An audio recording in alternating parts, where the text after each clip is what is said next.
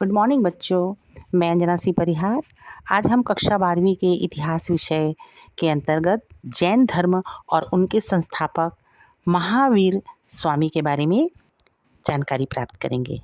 साधारणतः जैन धर्म का संस्थापक महावीर स्वामी को माना जाता है। ऋग्वेद में 2 जैन मुनियों ऋषभदेव एवं अरिष्टनेमि के नाम मिलते हैं।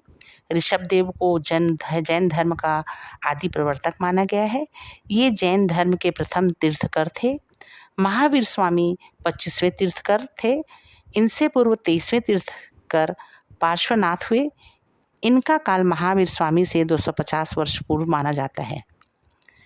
आइए जानते हैं महावीर स्वामी के बारे में। इनका जन्म 540 ईसा पूर्व वैशाली यानी बिहार के पास कुंड ग्राम, जो वर्तमान में मुजफ्फरपुर जिला के अंतर्गत आता है, में हुआ था। इनका वास्तविक नाम वर्धमान था। ज्ञात्रिक क्षत्रिय कुल के प्रधान सिद्धार्थ इनके पिता थे। इनकी माता का नाम त्रिशाला था। इनकी पत्नी का नाम यशोदा था और इनकी पुत्री का नाम प्रियदर्शनी था। पार्श्वनाथ की तरह महावीर स्वामी ने भी 30 वर्ष की आयु में गृह त्याग दिया था। समस्त इंद्रियों पर विजय प्राप्त करने के कारण वे जैन कहलाए। संभवतः इसलिए उनके अनुयायी जैन कहलाए।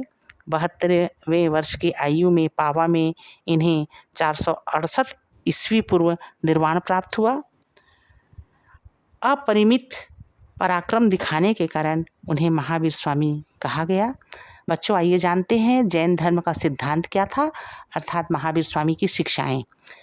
महावीर स्वामी ने 5 मुख्य महाव्रतों पर जोर दिया। पहला, सत्य या अमृषा, हमेशा सत्य बोलो, कभी झूठ नहीं बोलना चाहिए। दूसरा, अहिंसा, कभी हिंसा मत करो, किसी का दिल मत दुखाओ। तीसरा, अस्तेय, कभी चोरी न करना, किसी का कुछ सामान देखकर ललचाना भी चोरी है।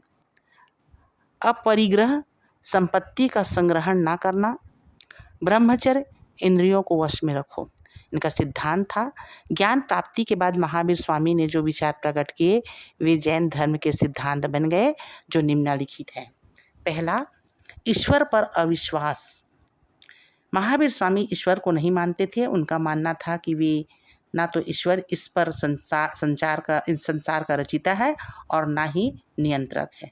दूसरा, आत्मा का अस्तित्व। महावीर स्वामी आत्मा का अस्तित्व मानते थे। प्रत्येक जीव, पेड़ पौधा सभी में आत्मा है। तीसरा, कर्म फल एवं पुनर्जन्म। महावीर स्वामी ने पुनर्जन्म के सिद्धांत को माना है। कर्म फल ही जन्म मृत्यु का कारण है। आवागमन का सिद्धांत मनुष्य के कर्म पर आधारित है। चौथा, मोक्ष और निर्वाण। सांसारिक तृष्णा बंधन से मुक्त को निर्वाह कहा है। कर्म फल से मुक्ति पाकर ही व्यक्ति मोक्ष अथवा निर्वाण की ओर अग्रसर हो सकता है। इनके त्रिरत्न के बारे में देखते हैं। महावीर स्वामी ने कर्म फल से छुटकारा पाने के लिए त्रिरत्नों को अपनाने पर बल दिया। ये निम्नलिखित हैं। पहला, सम्यक ज्ञान, सच्चा एवं पूर्ण ज्ञान का होना ही सम्यक ज्ञान है। दूसरा, सम्यक दर्शन, सत्य में विश्वास एवं यथार्थ ज्ञान के प्रति श्रद्धा ही सम्यक दर्शन है। और तीसरा है सम्यक आचरण, सच्चा आचरण एवं सांसारिक विषयों से उत्पन्न सुख दुख के प्रति समभाव ही सम्यक आचरण है। धन्यवाद बच्चों।